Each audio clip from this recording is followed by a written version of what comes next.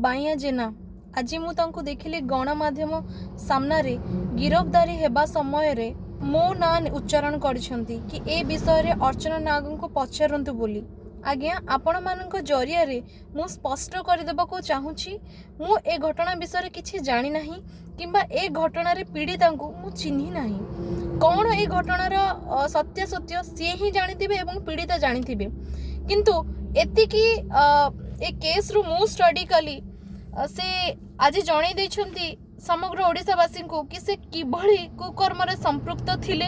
सी जो मो ना नहीं कि उच्चारण करछंती कि अर्चना नागन को पचारंतु बोली से एथिरे स्पष्ट कर दउछंती कि सी मो प्रति हेतिबा अन्याय अत्याचार एवं केस रो संपूर्ण मास्टरमाइंड और सी मो घटना रे संपृक्त थिले। जदि से संपृक्त नथिले ताहले से केमिति विगत दिन रे कहउतिले अर्चना नागन को चिन्हि नांती बोली। आज से जानि गले अर्चना नाग किए बोली। थैंक यू भाई, आपण मते मने रखिचंती। आपण मानक माध्यम रे मो भाई को धन्यवाद जणाको चाहूची कि कम से कम अर्चना नागन को आपण मने रखिचंती बोली।